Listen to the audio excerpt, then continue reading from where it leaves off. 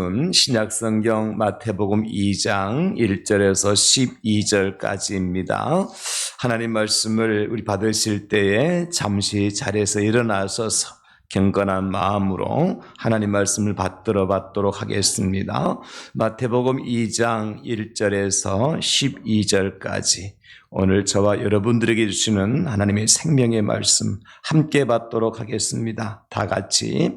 헤롯 왕 때에 예수께서 유대 베들레헴에서 나심에 동방으로부터 박사들이 예루살렘에 이르러 말하되 유대인의 왕으로 나신 이가 어디 계시냐? 우리가 동방에서 그의 별을 보고 그에게 경배하러 왔노라 하니 헤롯 왕과 온 예루살렘이 듣고 소동한지라. 왕이 모든 대제사장과 백성의 서기관들을 모아 그리스도가 어디서 나겠느냐 물으니 이르되 유대 베들레헴이오니 이는 선지자로 이렇게 기록된 바 또 유대 땅 베들레헴아 너는 유대 고을 중에서 가장 작지 아니하도다.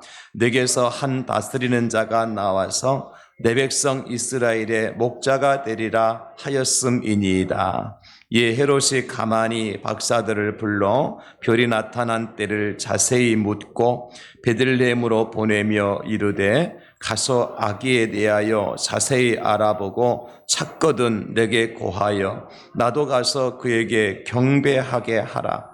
박사들이 왕의 말을 듣고 갈새 동방에서 보던 그 별이 문득 앞서 인도하여 가다가 아기 있는 곳 위에 머물러 서 있는지라.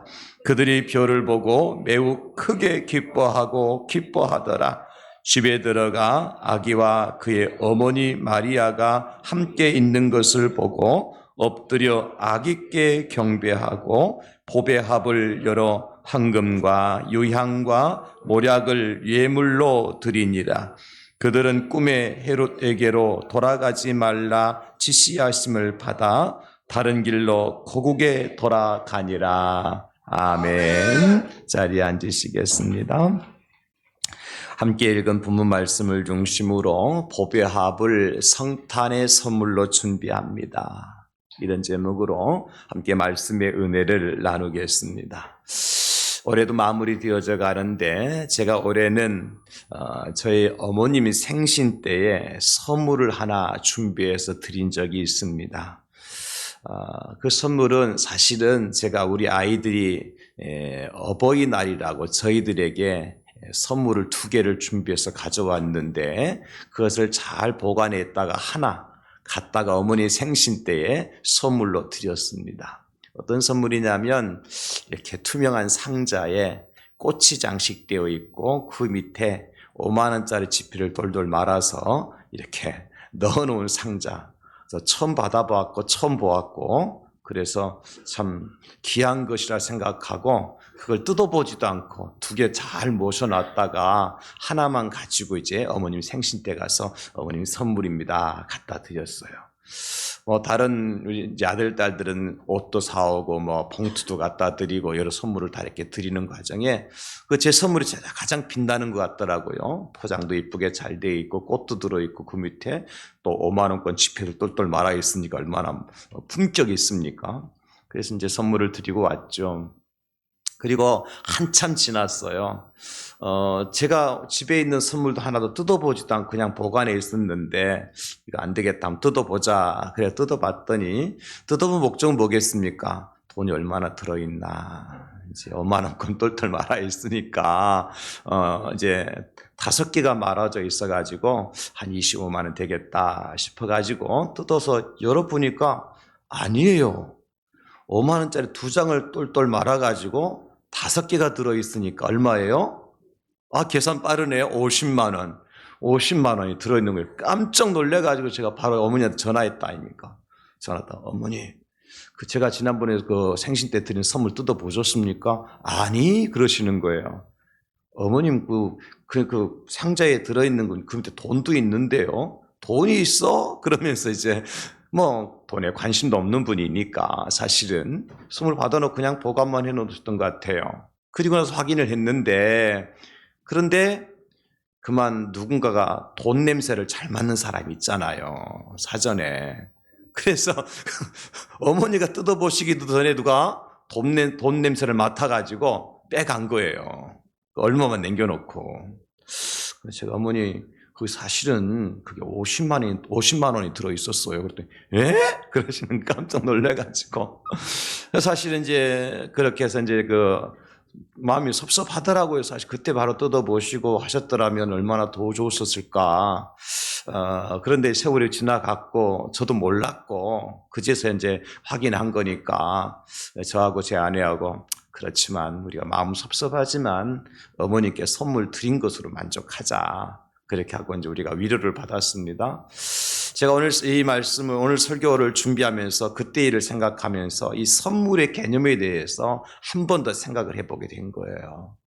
선물은 주는 사람이나 받는 사람이 함께 기뻐해야 된다. 선물을 드렸지만 어머님도 그때는 받을 때 기쁘게 받으셨죠. 근데 뚜껑을 나중에 열어보고 확인하고 난 다음에는 어때요? 굉장히 마음이 섭섭하셨겠죠. 이 아들이 며느리가 이 50만 원 적지 않은 그 돈인데 그걸 갖다 그 생일 생신 선물로 준 건데 당신 것도 뭐 누군가 무슨 냄새 맡고 가져갔으니까 얼마나 섭섭하셨겠어요. 저도 마찬가지고 제 아내도 마찬가지고. 그래서 선물이라고 하는 것은 가만히 생각하니까 선물을 준비해서 주는 사람이나 받는 사람이 함께 기뻐할 수 있는 것이 진짜 선물이겠다. 돈이 액수가 문제가 아니라 그죠? 그래서 오늘 우리가 성탄의 선물에 대해서 계속해서 말씀을 나누고 있는데 이 땅에 오신 예수님께 우리가 성탄 선물을 준비하는데 정말 드리는 우리도 기뻐해야 되고 받으신 우리 주님도 기쁨의 선물이 되었으면 좋겠다.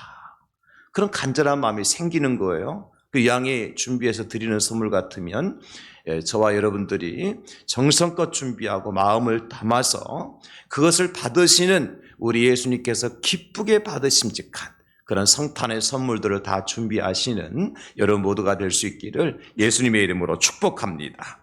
자, 오늘은 이제 드릴 선물을 무엇을 준비하는가 하니까 보배합이라는 것을 성탄의 선물로 준비하자는 것입니다. 보배합이라고 하는 이 단어는 데사우로스라고 하는 헬라어인데 데사우로스라고 하는 헬라어가 보배합으로 이렇게 번역이 됐는데요. 실제는 우리가 번역을 하다면 보물들, 보화들 그렇게 번역하는 것이 맞겠습니다. 왜냐하면 이것은 명사인데 남성 복수형 명사예요. 보배합 그러면 그냥 우리가 상자 하나 생각하잖아, 그죠? 근데 그 상자가 중요한 것이 아니라 그 안에 들어있는 보화가 중요하다는 것이죠. 그래서 보배합할 때 데사우루스라고 하는 것이 남성 복수형로 쓰여져 있다는 것입니다. 이 단어가 어디에 쓰여졌는가 제가 다시 이제 성경을 이렇게 찾아보았는데 두 곳을 발견할 수 있었어요. 한 곳은 어디냐면 마가복음 10장 21절입니다. 예수께서 그를 보시고 사랑하사 이르시되 내게 아직도 한 가지 부족한 것이 있으니 가서 내게 있는 것을 다 팔아 가난한 자들에게 주라. 그리하면 하늘에서 보화가 내게 있으리라. 그리고 와서 나를 따르라 하시니.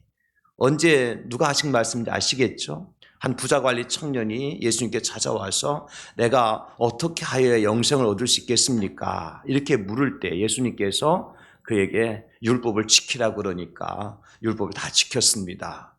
한 가지 내가 부족한 것이 있는데 네가 가진 재산을 팔아서 가난한 사람들에게 나눠주고 나를 따라오너라. 그리하면 하늘에서 내게 뭐가 있으리라? 보화가 있으리라. 이 보화라는 것이 바로 데사우루스라고 하는 보배합으로 오늘 번역된 동일한 단어가 쓰여졌더라고요. 그러니까 여러분 이 데사우루스라고 하는 보물은 어디에 있는 거예요? 하늘에 있는 거예요. 하늘에 있는 거. 하늘에 속한 거예요. 또 한 곳을 찾아봤거든요. 누가복음 12장 33절이에요. 너의 소유를 팔아 구제하여 낡아지지 아니하는 배낭을 만들라. 곧 하늘에 둔 바 다함이 없는 보물이니. 이 보물이라는 것이 데사우루스라는 헬라어가 사용되어 있거든요. 거기는 도둑도 가까이 하는 일이 없고 점도 먹는 일이 없느니라. 역시 마찬가지죠, 여러분. 오늘 동방의 박사들이 예수님께 찾아와서 보배합을 열어서 선물을 예수님께 드렸는데 그것은 단순히 땅의 것을 찾아서 드린 것이 아니라는 거예요. 하늘에서도 가장 아끼고 귀하게 여기는 선물로서, 보물로서, 보화로서 예수님께 선물을 드렸다는 것이죠. 세상의 가치 기준으로는 평가할 수 없는 하늘에 속한 것이라는 거예요. 그래서 하나님께서 가장 귀하게 여기시고 가장 기쁘게 받으심직한 보배로운 선물, 이것을 보배합, 데사우로스라고 하는 헬라어로 사용이 되었다는 것입니다. 그렇다면 여러분, 오늘 그 보배합을 열어보니까 그 보배합에 들어있는 선물들이 뭐가 있었습니까? 성경 퀴즈 대회 때만 나오는 그 문제잖아요. 동방의 박사들이 아기 예수님께 드릴 선물을 가지고 왔습니다. 그 보배합에 들어있는 선물은 무엇일까요? 황금과 유황과 모략이라. 맞았어요? 틀렸어요? 틀렸잖아요. 황금과 유향과 모략이잖아요. 그 유향과 유황을 구분하지 못해갖고 쓰라고 하니까 다 유황을 써버려요. 유황은 소돔과 고모라 성에서 롯이 망할 때 그때 쏟아부었던 것이 하나님의 유황이었어요. 심판의 도구예요. 그러니까 성경을 잘못 알면 큰일 납니다. 예수님께 유황을 드리면 안 됩니다. 뭘 드려야 돼요? 유향을 드리는 거예요. 유향.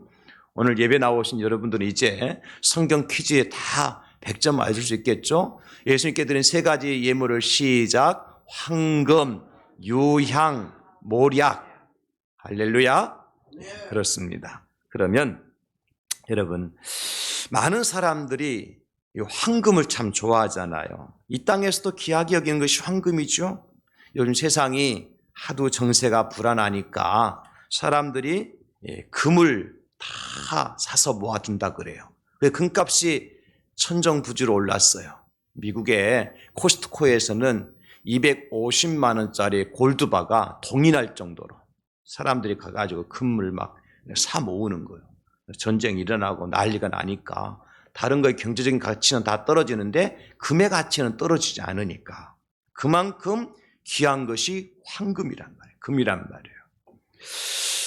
그래서 여러분, 이 황금이나 유향도 마찬가지고 모략도 마찬가지고 세상에 쉽게 구하는 물품이 아니거든요.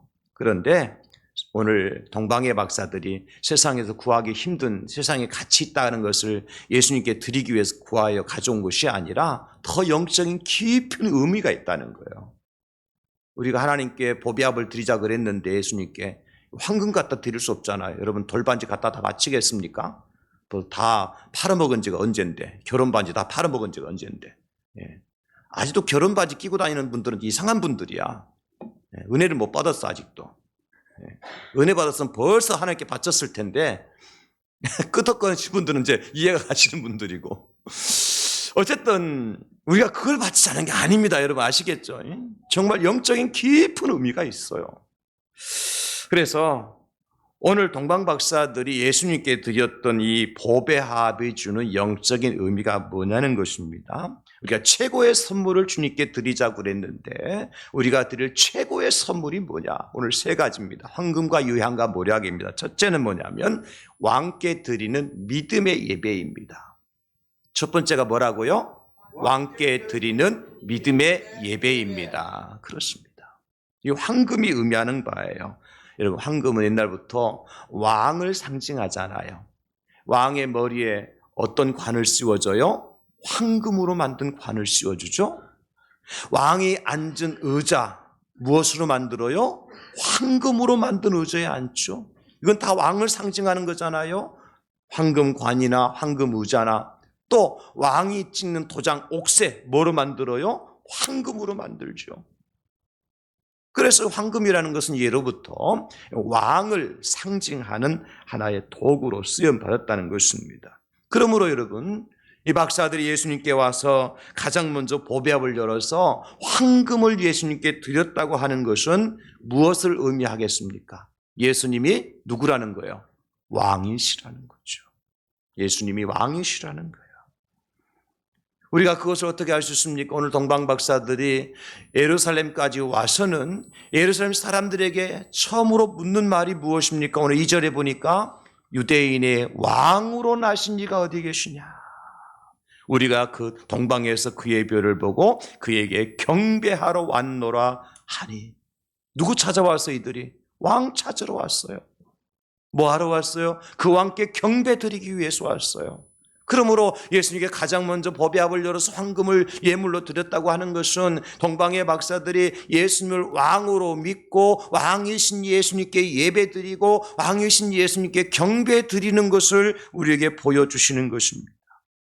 이 말을 들은 당시의 유대의 왕이었던 헤롯이 어떡합니까? 당황을 하죠. 그래서 모든 대지상 백성의 서기관들을 모아놓고 그리스도가 어디서 나겠느냐고 묻잖아요. 그때에 그들이 헤롯에게 이렇게 대답을 해줍니다. 6절에 또 유대 땅 베들레헴아 너는 유대 고을 중에서 가장 작지 아니하도다. 내게서 한 다스리는 자가 나와서 통치자가 나온다는 겁니다. 누구죠? 왕이십니다. 그분이 누구예요? 예수 그리스도. 예수님이 유대를 통치할, 세상을 통치할, 다스리실 왕으로 오신다고 이미 미가서 5장 2절에서 예언을 해주고 있었던 것입니다. 왕으로서 통치자로서 오실 예수님을 그들은 기다렸습니다. 그리고 그 왕이신 예수님께서 지금 어디에 오셨어요? 베들레헴에 오신 것입니다. 그래서 동방 박사들이 왕이신 예수님께 드릴 최고의 선물인 황금을 가지고 예수님께 드린 것입니다. 그렇다면 여러분, 오늘 저와 여러분들이 예수님께 드릴 최고의 선물인 황금은 무엇이어야 될까요? 바로 예수님이 나의 왕이심을 고백하고 왕이신 예수님께 경배 드리는 그러한 믿음의 예배예요. 예수님 나의 왕이심을 믿고 예수님 나의 인생의 통치자이심을 믿고 그 예수님께 믿음의 예배, 믿음의 경배를 드리는 것, 금보다 더 귀한 믿음으로 예배 드리는 것. 여러분, 황금은 변하지 않는 특성이 있죠. 그러므로 우리가 흔들리지 않는 믿음을 가지고 날마다 주님 앞에 나와서 예배 드리는 것, 이것이 주님께서 받으실 최고의 선물이라는 거예요. 저와 여러분들을 통해서 우리 예수님께서 바라시는 바가 있다면 어떠한 상황 속에서 흔들리지 않는 믿음 가지고 예수님께 나와서 예배하는 예배자를 지금도 찾고 계시잖아요. 그러므로 이번 성탄절에는 다시 한번 저와 여러분들이 믿음이 회복이 되어지고 왕이신 예수님께 나와서 그 믿음의 예배를 마음껏 올려드리는 저와 여러분들이 다 될 수 있기를 예수님의 이름으로 축원합니다.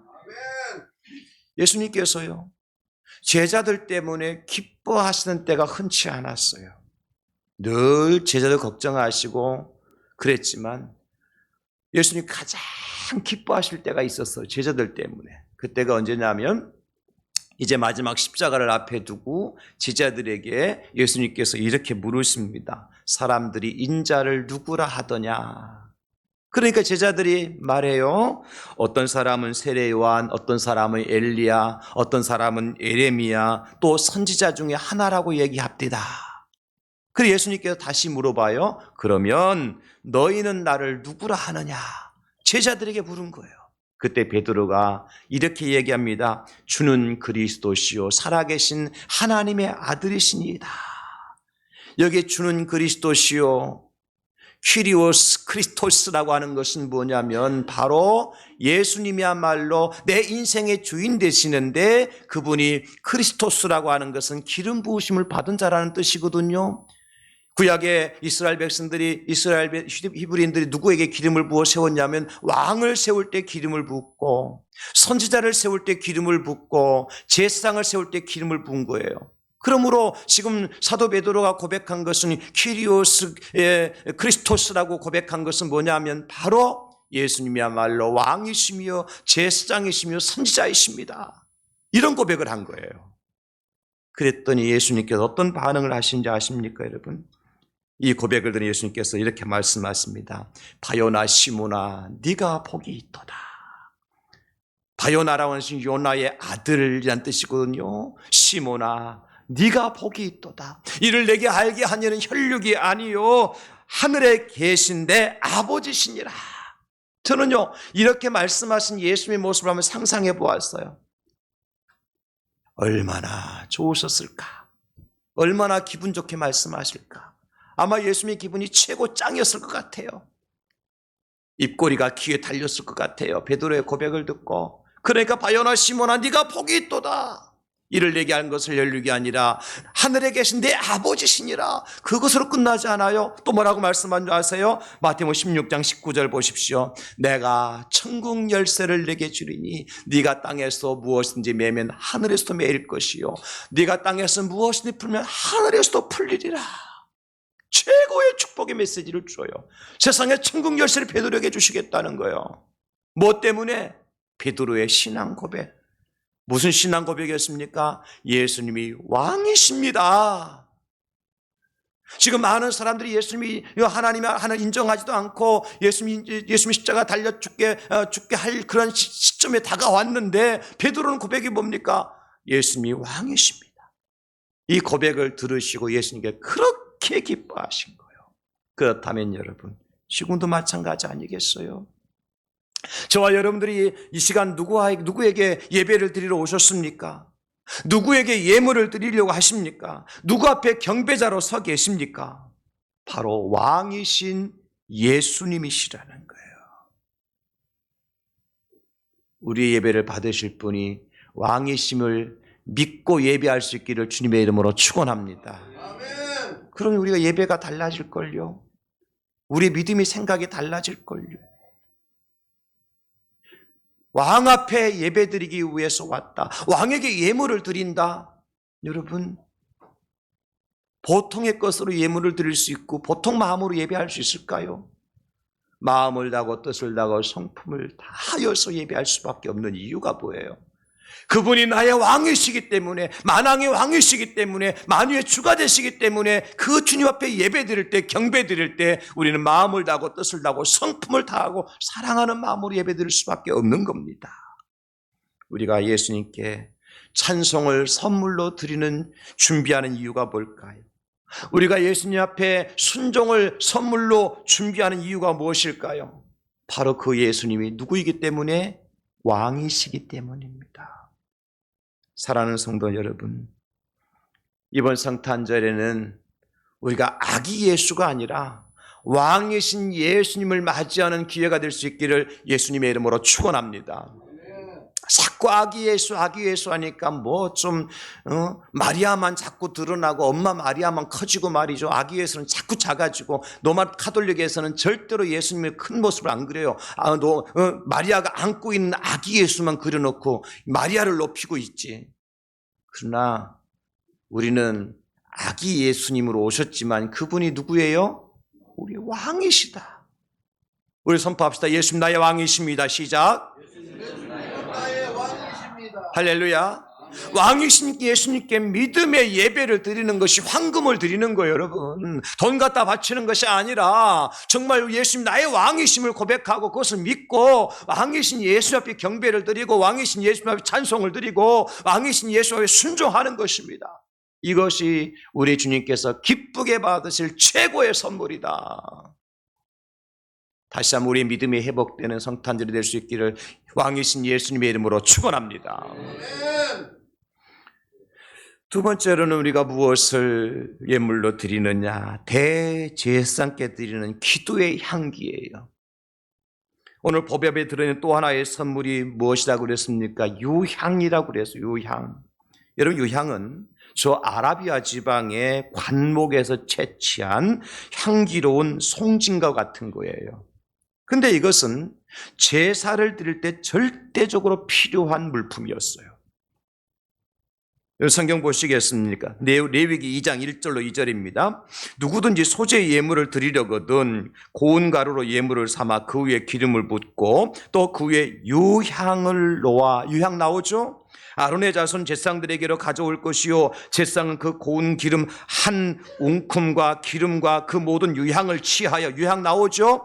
기념물로 단위에 불사를 지니 이는 화제라 여호와께 향기로운 냄새니라. 소재와 소재를 드릴 때 불태워서 드리게 되어지는데 그 소재물 위에 뭐를 놓아요? 유향을 올려놓고 불을 태워서 드리게 되어지면 그 유향이 타면서 향기로운 냄새가 하늘로 올라가게 된다는 거예요. 여러분, 이 향기로운 냄새가 뭘까요? 바로 성도들이 올려드리는 기도입니다. 기도. 동방의 박사들이 예수님 앞에 유향을 선물로 드렸다는 것은 무엇을 뜻하는 것이냐? 바로 예수님이 하나님께 우리를 대신하여 제사를 드리실 대제사장이시고 그분이 땅에 오셔서 땀방울이 핏방울이 되도록 기도하셨잖아요. 새벽이 맞도록 기도하셨잖아요. 특별히 요한복음 17장에 보면 대제사장적 기도문이 요한복음 17장에 나와요. 요한복음 17장의 별명은 대제사장의 기도문이에요. 바로 예수님의 기도인데 십자가를 바로 앞에 두고 대제사장으로서 남겨두고 가는 하늘 백성들을 위해서 하나님께 기도하는 모습을 보여주고 있어요. 그 중에 11절에 보면 이렇게 기록해주고 있습니다. 나는 세상에 더 있지 아니하오나 그들은 세상에 있사옵고 그들은 누구예요? 사도들과 예수 그리스도를 따르는 자들이에요. 나는 아버지께로 가옵나니 거룩하신 아버지여 내게 주신 아버지의 이름으로 그들을 보존하여 주시옵소서. 그래서 우리와 같이 그들도 하나가 되게 하여 주시옵소서. 여러분, 이것이 대제사장의 기도의 주제예요. 남겨두고 가는 제자들, 사도들, 백성들을 위해서 하늘 아버지 앞에 부탁을 드리잖아요. 대제사장이 하는 일이 그것 아닙니까? 백성들의 제물을 가지고 이제 속죄소에 들어가서 하나님 앞에 그 제물을 드리고 백성들의 죄를 사함받고 나와서 그들에게 속죄를 선포하는 자들이 대제사장이잖아요. 예수님이 그 일을 하셨다는 것입니다. 무엇을 통해서? 기도를 통해서. 그러면 여러분, 오늘 우리가 예수님께 드릴 유향은 무엇이냐? 바로 기도의 향기라고 하는 것입니다. 요한계시록 5장 8절 보시면 그 두루마리를 취하심에 네 생물과 24장로들이 그 어린 양 앞에 엎드려 각각 고문과 향이 가득한 금 대접을 가졌으니 이 향은 성도의 기도들이라. 지금 천상에서 일어나고 있는 일을 사도 요한에게 하나님께 보여준 장면입니다. 천국에서 일어나는 장면이에요. 어린 양 앞에서 이제 24장로들이 하나님 앞에 어떤 향 대접을 올려드리는데 그 대접 안에는 향이 가득한데 그 향이 뭐라고요? 성도의 기도들이라. 요한계시록 8장 3절로 4절도 말씀하십니다. 또 다른 천사가 와서 제단 곁에 서서 금향로를 가지고 많은 향을 받았으니 이는 모든 성도의 기도와 합하여 보좌 앞 금제단에 드리고자 합니다. 향연이 성도의 기도와 함께 천사의 손으로부터 하나님 앞으로 올라가는지라. 여러분, 어떻습니까? 우리가 하나님 앞에 드리는 기도는 향이 되어서 하나님께서 받으신다는 겁니다. 이 향기라는 것은 냄새잖아요. 냄새. 여러분들이 길을 지나가시다가 고깃집 앞을 지나가면 어떤 냄새가 나요? 소고기 굽는 냄새가 나잖아요. 기분 좋아요, 나빠요? 기분 좋죠. 킁킁거리면서 냄새 좋다. 네, 좋다. 저는 냄새 중에서도 이 커피 향을 참 좋아하거든요. 오늘 아침에도 일찍 이제 예배드려 나올 때 카페에 잠깐 들렸는데 1층 카페 들어가니까 그 이른 시간에 누군가가 벌써 커피 한 잔을 타 마셨더라고. 어떻게 알 수 있었을까요? 커피 향이 착 나는 거예요. 야, 기분 좋다. 너무 좋다. 더 맡고 싶은 거예요. 여러분, 우리 예수님께서, 우리 하나님께서요, 어떤 냄새를 좋아하시느냐면 커피 향이 아니라 고기 굽는 냄새가 아니라 우리의 기도의 향기를 맡기를 원하신다는 거예요. 여러분의 기도가 향기 되어져서 하나님 나라에 올라간다는 거예요. 여러분들이 소리내서 기도하시든 속으로 기도하시든 마음으로 기도하시든 울면서 기도하시든 부르짖어 기도하시든 그것이 다 향기로 변화되어져서 하나님께서 맡으시는 그 향기로운 기도로 예수님께서 받으신다는 겁니다. 이것이 바로 유향의 역할 아닙니까? 여러분, 예수님이 얼마나 기도를 좋아하시냐면요, 요한복음 14장 14절 보십시오. 우리 한번 같이 읽어볼까요? 시작. 내 이름으로 무엇이든지 내게 구하면 내가 행하리라. 아멘. 이 말씀이 진리임을 믿으십니까? 예수님께 약속하셨어요. 내 이름으로 무엇이든지 구하면 내가 행하겠다.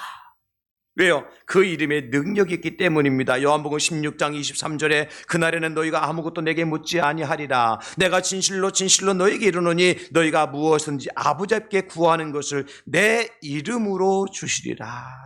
내 이름으로 주시리라. 예수님의 이름 앞에 무릎 꿇고 유향을 드린 이 동방의 박사들, 무엇을 우리에게 가르쳐주고 싶을 건가요? 대제사장에 있는 예수님께 향기로운 기도를 올려드려라. 기도가 하나님께서 가장 기뻐하시는 선물이라는 사실을 저는 확신합니다. 왜냐하면 마지막 때가 될수록 자꾸 우리에게서 뭐가 사라지느냐 하면 기도의 향기가 사라져요. 기도를 많이 하면 하나님의 향기를, 예수의 향기를 드러내는 사람이 되는데, 기도를 하지 않으면 인간의 악취를 드러내요. 여러분, 기도하고 싸우는 사람하고 기도하지 않고 싸우는 사람은 질이 다릅니다. 싸우더라도 뭐하고 싸워야 돼요? 기도하고. 부부싸움 하기 전에 금식하며 기도하고 싸우실 수 있기를 축복합니다. 그러면 싸움이 내용이 달라져요. 자꾸 교회 성도가 줄어드는 게 아니라 기도하는 성도가 줄어들어요. 제가 경험하잖아요. 작년하고 올해하고 새벽 기도하는 숫자가 줄어들었어요. 작년에 엄청나게 코로나 때문에 그 전에도 코로나 때문에 2, 3년 동안 우리 고생했잖아요. 모이지 말라고 마스크 쓰고. 그런데 그때에 코로나가 최절정에 이르렀을 때에 우리 교회에 금요 기도회 하는 사람의 수하고 어제 아래 금요 기도하는 사람하고 수를 비교해 보니까 10분의 1로 줄었어요. 무엇을 말해주는 걸까요? 하나님께서 최고 기뻐하시는 선물이 기도의 향기구나. 이걸 판증해 주는 거예요. 마귀 사탄이 가요. 기도하는 것을 두고 보지 못하는 거예요. 그래서 기도하지 못할 환경을 만들고 기도하지 않아도 될 만한 마음을 집어넣고, 그래서 기도의 자리를 비우게 만들고 부르짖지 못하게 만들고 입을 딱 다물게 만들고, 그래서 기도의 자리가 비워지고 기도의 사람이 줄어들고 새벽 기도가 비워지고 없어지고. 여러분, 지금 교회마다 금요 기도회, 철야 기도하는 교회가 얼마나 될까요? 한국 교회 10%도 안 됩니다. 금요 기도하는 교회가 10%도 안 돼요. 점점점 없어질 겁니다. 내년 2024년도는 더 없어질 겁니다. 아마도 올해 하던 교회마저도 아무리 금요일날 모여봤자 몇 명 안 모이니까 수요일날 예배 간단히 드리고 기도하고 마칩시다, 그러는 교회들이 또 몇 늘어날 거예요. 제가 예언을 합니다. 왜 그런 일이 벌어질까요? 기도의 향기야말로 주님께서 가장 기뻐하신 일이니까 원수마귀 사탄이가 이걸 두고 볼 수가 없는 거예요. 틀어막는 거예요. 자꾸 우리로 하여금 기도하지 못하도록 여러 가지 환경을 만들고 마음을 심어주고 말이죠. 기도해도 응답이 없다고 마음을 의심하게 만들고, 그래서 기도 못하게 만드는 거예요. 그 마귀에게, 사탄에게, 귀신에게 속아 넘어가지 아니할 수 있기를 예수님의 이름으로 축원합니다. 유향을 예수님께 올려드릴 수 있기를 주님의 이름으로 축복합니다. 유향은 대제사장에게 드리는 기도의 향기예요. 마지막 세 번째는 뭘까요? 참 선지자께 드리는 헌신의 삶입니다. 모략을 드렸다 그랬잖아요. 여러분, 모략이라고 하는 것은 고대 근동에서 아주 귀한 사람의 침상에 뿌리는, 또한 그 사람이 죽었을 때에 그 사람의 시체 부패를 막거나 악취를 방지하기 위해서 그 시신에 발라주는 약품이 바로 모략이에요. 약품이에요. 그렇다면 여러분, 이 모략이 하는 역할은 뭐라고요? 냄새를 방지하고 부패를 방지하는 거잖아요. 누가 그 역할을 감당했을까요? 바로 선지자들입니다. 선지자들은요, 하나님의 말씀을 받아가지고 그대로 그 말씀을 무지한 백성들에게, 죄인들에게 그 말씀을 선포해요. 그러면 그 말씀을 듣는 자들이 회개하고 자복하고 주님께로 돌아와야 되는데 마음이 찔림은 있지만도 어떤 생각이 들어요? 괘씸한 생각이 들어. 그러니까 어떻게 선지자들을 핍박하고 박해하고 잡아 가두고 죽이고 그런 일이 벌어지는 거예요. 그 역할을 감당했던 선지자들, 그 선지자의 사명을 감당하셨던 분이 누굽니까? 예수 그리스도였습니다.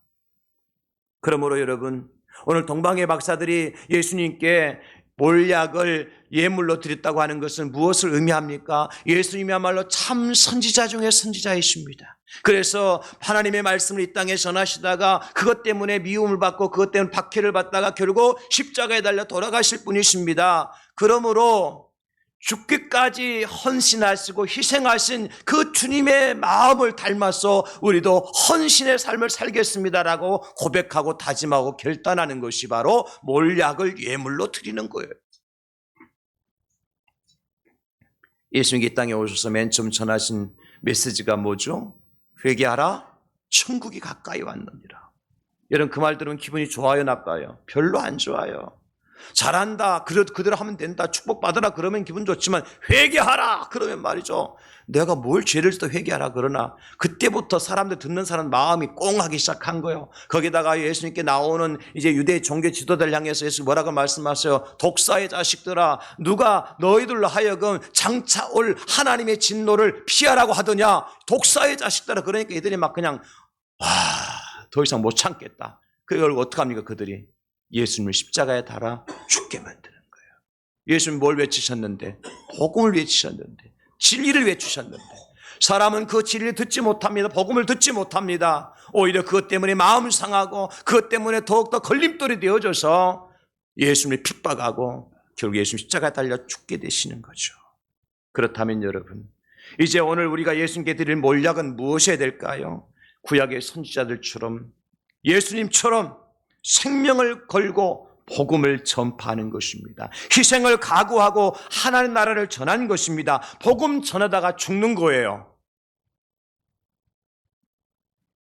하나님 나라를 증거하다가 희생당하는 겁니다.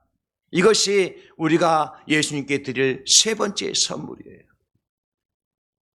이 시대에 희생을 강요하고 순교를 얘기하면 다 듣기 좋아하는 사람들이 별로 없어요. 아니, 여기 앉아 계신 우리 성도님들은 이미 우리 교회에 훈련이 되었기 때문에 당연히 죽는 거지, 순교하는 거지, 희생하는 거지, 그런 각오를 가지고 다 오셨잖아요. 할렐루야. 아멘 하신 분들은 그런 각오를 가지고 나가실 거예요. 그러나 지금 이 시대의 사람들에게는요, 절대 가정에서 희생을 강요하지 못하고요, 직장 사회생활하는데 희생 얘기하면 안 돼요. 땡하고 출근 시간 되고 땡하고 퇴근 시간 되면 더 이상 자기에게 전화도 하면 안 돼요. 교회도 마찬가지 돼버렸습니다. 이제 오늘날 교회에도 노조가 생겼어요.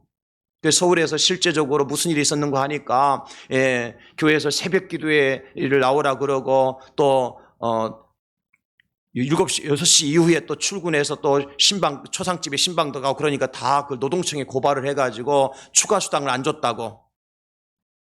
결과 어떻게 됐을까요? 교회가 추가 수당을 줘야 된다고 노동청에서 그렇게 판결이 나가지고 희생 없습니다. 순교 없습니다. 봉사 쉽지 않습니다. 그러나 성경은 우리에게 뭐라고 말씀하십니까? 요한복음 12장 24절, 내가 진실로 진실로 너에게 이르노니 한 알의 밀이 땅에 떨어져 죽지 아니하면 한 알 그대로 있고 죽으면 많은 열매를 맺느니라 그러셨습니다. 세례 요한은 이렇게 말씀하셨습니다. 요한복음 1장 23절, 이르되 나는 선지자 이사야의 말과 같이 주의 길을 곧게 하라고 광야에서 외치는 자의 소리로다 하니라. 광야에서 소리 지르고 나면 어떻게 돼요? 흔적도 없이 사라지잖아요. 세례 요한이 그렇게 사라졌어요. 주님의 복음을 전하다가 목베임을 당하 죽었잖아요. 사도 바울 사도행 20장 24절에 내가 달려갈 길과 주 예수께 받은 사명 곧 하나님의 은혜의 복음을 증언하는 일을 마치려 하면 나의 생명조차 조금도 귀한 것으로 여기지 아니하노라. 그렇게 사도 바울은 복음을 위하여 희생하고 헌신하다가 사라졌습니다. 어떻게? 빌립보서 2장 17절, 만일 너희 믿음의 재물과 섬김 위에 내가 나를 전제로 드릴지라도 나는 기뻐하고 너희 무리와 함께 기뻐하겠다. 전제가 뭔지 아시잖아요. 여러분, 모든 제사에 마무리 제사가 전제 아닙니까? 모든 제사를 마무리할 때 거기에 포도주를 부어주. 그래서 그 포도주가 함께 제물과 탈 때 그 포도주 향이 연기와 함께 하늘로 올라가는 것이 전제입니다. 우리는 그런 삶을 사다가 포도주와 같이 부음이 되어서 전제로 하나님께 드려진다면 얼마나 멋진 인생일까. 저는 이 말씀을 묵상하면서 이 말씀을 준비하면서 그런 생각을 했어요. 주님, 나도 전제물이 되게 하여 주시옵소서. 내 인생을 몽땅 그려서 하나님 앞에 올려드리는 그날이 오게 될 텐데, 그날에 하나님께서 내 인생을 전체를 바라보시면서 기분 좋게 받으시고 기쁘게 받으실 수 있는 그런 전제가 되게 해 주시옵소서. 어떻게 해야 돼요? 희생과 헌신이 없이는 불가능한 것이지요. 신앙의 보배합을 열 때 희생이 있어야 되고 헌신이 있어야 됩니다. 이번 성탄절에 예수님께 드릴 최고의 열매이기 때문에 그렇습니다.